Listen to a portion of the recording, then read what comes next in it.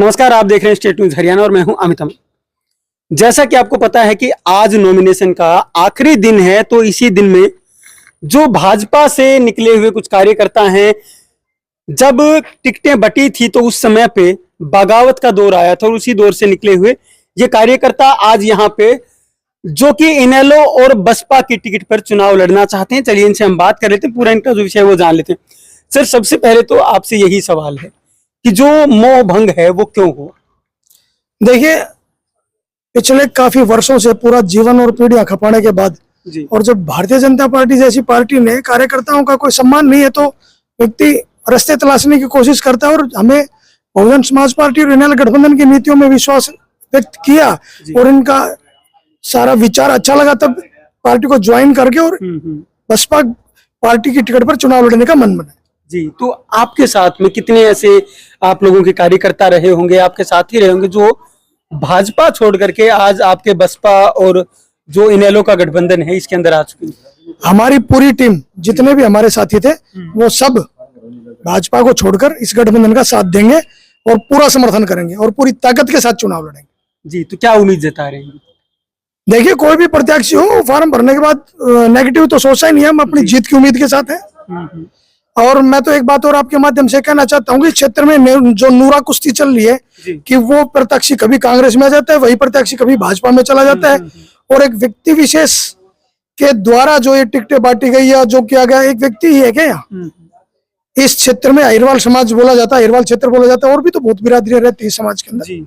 सबको समान अधिकार है, सबको समानता का अधिकार है, चुनाव लड़े, सबको अवसर मिलना चाहिए। ये मेरा इतना ही कहना, और दमदार तरीके से चुनाव लड़ेंगे और चुनाव जीतेंगे। बिल्कुल, लेकिन अब की बार कांग्रेस से भी जगदीश जी को टिकट मिला है और दूसरी तरफ जो रामपुरा हाउस जिसके बारे में आप जिक्र कर रहे हैं, वहां से अनिल यादव जी जो कि बीजेपी के कैंडिडेट हैं, जो आपकी पूर्व पार्टी रह चुकी है। तो इन दोनों के बीच में रामपुरा एंटी रामपुरा का जो एक बना हुआ टेंशन है वो है, और तीसरी तरफ आप जैसे जो लोग हैं और अन्य पार्टियों से आ रहे हैं, तो इन सभी के बीच में कहाँ कुछ देख पा रहे हैं? देखिए, जनमानस ने, आम जनता ने रामपुरा एंटी रामपुरा को नकार दिया है जी। किसी भी सूरत में कोई उनको पसंद नहीं करता, कोई वोटिंग नहीं करेगा और इनेलो और बसपा गठबंधन का प्रत्याशी हर जगह से विजय प्राप्त करेगा जी। आज जनमानस का यही है कि ये लोग जो पिछले 45-40 साल से यहाँ सत्ता पे काबिज है और कहते हैं कि दक्षिण हरियाणा के साथ नाइंसाफी हो रही है, तो ये सत्ता में इंसाफ कौन करेगा? 20 साल से मंत्री है, इंसाफ कौन करेगा जी? लोगों को ही कहते हैं नाइंसाफी हो रही है। इनको नकार दिया लोगों ने, दोनों पार्टियों को। गठबंधन विजय प्राप्त करेगा और पूर्ण बहुमत से हरियाणा के अंदर सरकार बनाएगी। बहुत सी जगह पे आप जैसे लोग जो पुराने कार्यकर्ता हैं, चाहे हम नारनौल की बात कर लें या फिर महेंद्रगढ़ में भी छोटी जो घटनाएं हैं वो इस तरीके की हुई है, या फिर और जो ओवरऑल जो अहिरवाल की ही बात ना करें बल्कि पूरे हरियाणा की बात कर लें, तो वहां भी ऐसी बगावत देखी जा रही है। तो क्या वो भी ऐसी पार्टियां बदल के चुनाव लड़ रहे हैं? देखिए, एक व्यक्ति विशेष के कहने से और व्यक्ति विशेष के करने से, जब पार्टी में व्यक्तिवाद हावी होता है, संगठन को दरकिनार कर दिया जाता है और व्यक्तिवाद जब हावी होता है ना, तो उस पार्टी का पतन निश्चित है।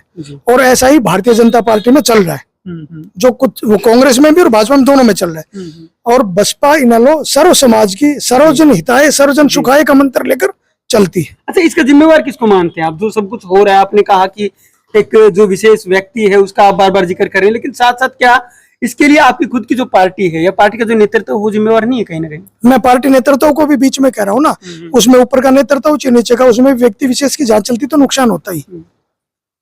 बिल्कुल, बहुत बहुत धन्यवाद। Thank you sir. तो आप देख ही सकते हैं कि जिस प्रकार से जो बीजेपी के बगावत करने वाले लोग भी कह सकते हैं या फिर उन लोगों को भी कह सकते हैं जिनको की पार्टी की जो नीतियां हैं वो रास नहीं आई और उन्होंने एक अलग रास्ता है वो अख्तियार कर लिया है और अब इसी तरीके से जो चुनाव है वो लड़ रहे हैं। तो एक और प्रत्याशी आपके सामने यहाँ से बसपा और इनेलो के यहाँ पे मौजूद हैं, तो इनकी जो बातें हैं वो भी आप सुन ही चुके हैं। नमस्कार, धन्यवाद, जय हिंद, जय भारत। नीट, आईआईटी और जेईई में सिलेक्शन गारंटी के साथ, नहीं तो फीस वापस। हम बात नहीं काम करते हैं, ये हम नहीं हमारा रिजल्ट बोलता है। आपके कोसली इलाके का बेहतरीन इंस्टीट्यूट एसबीआई बैंक के पास मेडिजी ने अपना स्कूल नर्सरी से 12वीं कक्षा तक लुखी गांव में शुरू कर दिया है। अब छोटे बच्चे भी अच्छी शिक्षा से वंचित नहीं रहेंगे।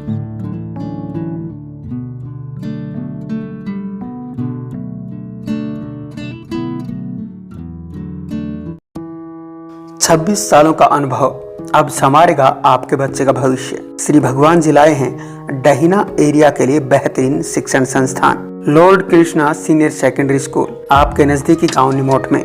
अब होंगे आपके बच्चों के सपने साकार।